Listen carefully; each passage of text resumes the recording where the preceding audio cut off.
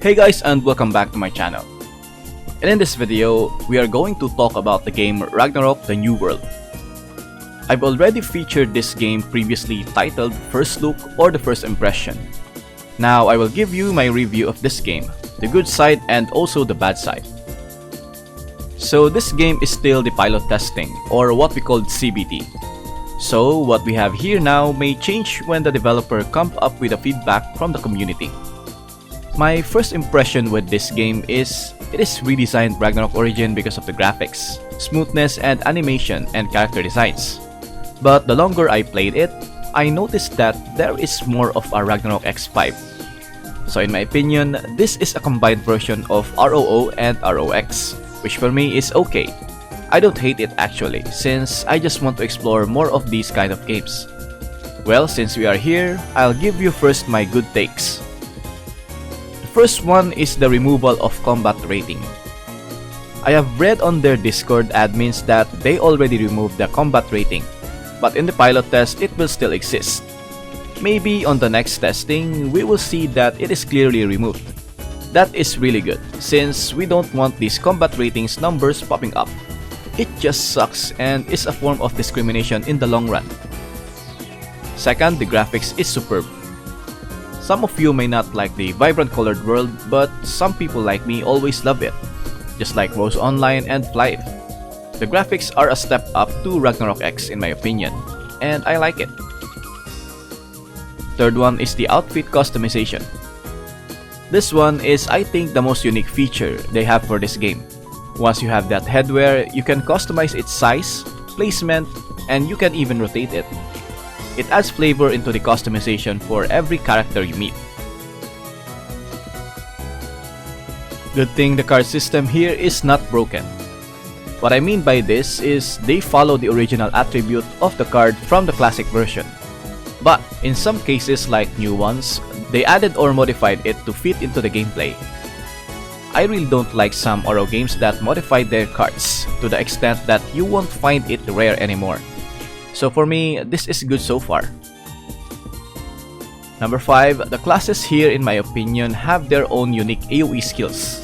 Yes, some other skills have been modified just like this Holy Light of Acolyte, where it has a small AoE, which is really good in my opinion. Also, the Assassin class, where it is always rejected in parties, they now have some AoE skills that they can rely on. So this might change the player's view on Assassin classes. Number 6, the PC optimization in my opinion is really good. The smoothness of the animation along with the fast loading screen is what I like most when I was playing on the PC version. However, their mobile version seems quite lacking with some optimizations, because it's quite the opposite.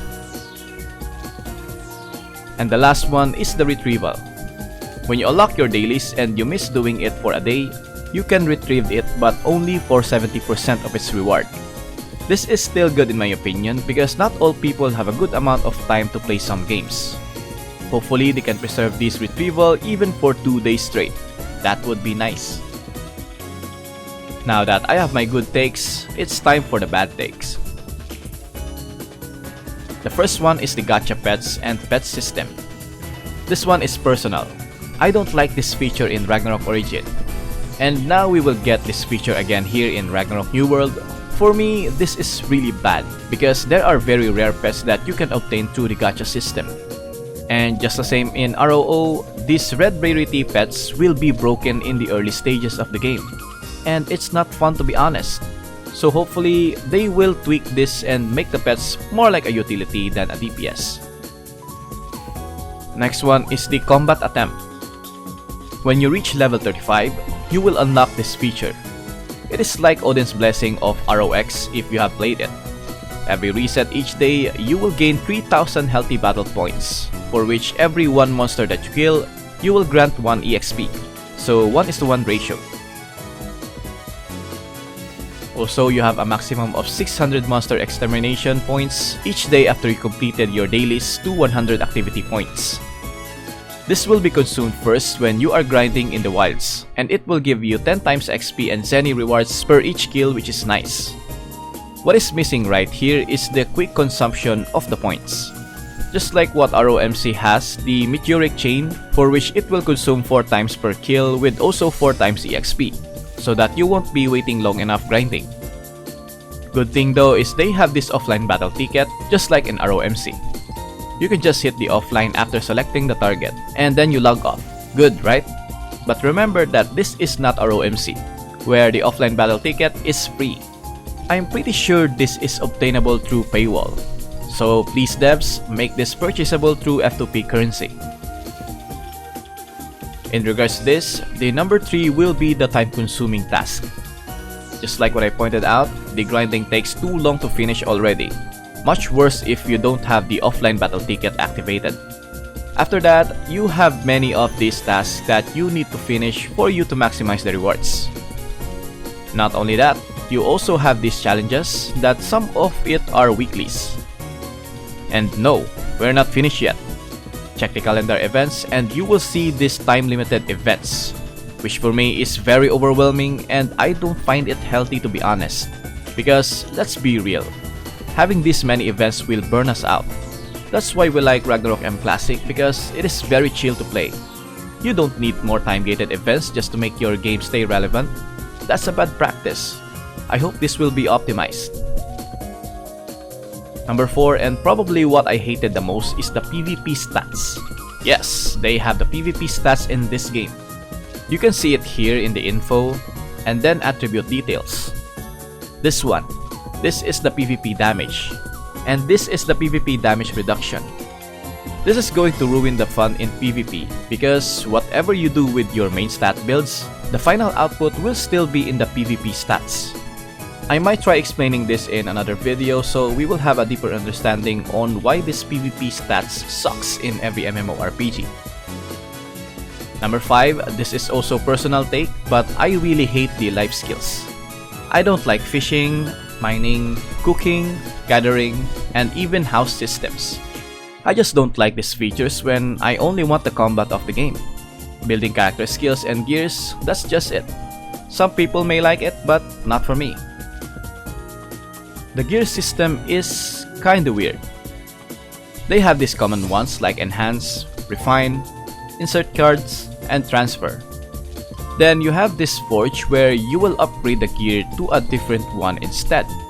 Example is this level 10 panty, and we will use the level 40 armor mold, so forging it will become a level 40 gear. What will happen is, this will become a random armor gear after forging. So that's it. And forging your gear sometimes grants you a random suffix, which will give you a different playstyle, as well as boosting your character. I like these additional attributes, to be honest, and I know they will add more of this in the future updates, because as of now, they are limited options and some of them are pretty bad. As of now, in the PC version, they don't have the hotkeys for the keyboards. They also don't have the feature to tap the ground if you want to move, which for me is necessary for PC user. Well, since this is a pilot test, they might still haven't implemented yet. Let's just see in the official release. Lastly, they only have 2-1 job classes available as of now, which I find disappointing, because some players want to play the game with their favorite job classes, and some of that branch are from the 2-2 jobs. So I can't blame them if they will not play the game or just wait for it to be available instead. And I think that is all the bad takes I can have for this game. In addition, I will also feature some other content. The skill interface looks really similar to Ragnarok Origins design. Like the skill queuing where you can put most of your buff skills here, so you can just press one skill bar simultaneously. And the guild skill, which is very similar. The hero trial is like the same as Ragnarok Origins Alfheim, where you just need to kill all the monsters in a short amount of time for you to climb up to another level.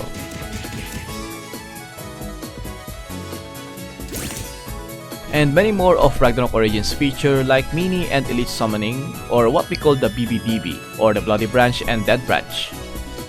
Then this cargo list, which is the same as the Cat Caravan. And I think that is all I can share for this pilot testing of the game Ragnarok the New World. Honestly, I would love to make this game better because I like some of its features. The one thing that will make me not play this game is the time-gated events. they really need to remove some of it and optimize the instance for a better quality of life improvements. Just like the raid feature of Ragnarok M Classic, we would like to have that honestly. We don't want it to be like a chore that needs to be done every single day. So please, listen to your community and make this game even better because I love Ragnarok franchise. How about you guys? Do you find this game your next MMORPG? What are your thoughts? Kindly share it on the comment section. If you find this video helpful, then please leave a like. Also subscribe to support my channel. As always, thank you for watching, stay safe and have an awesome day. Lights out.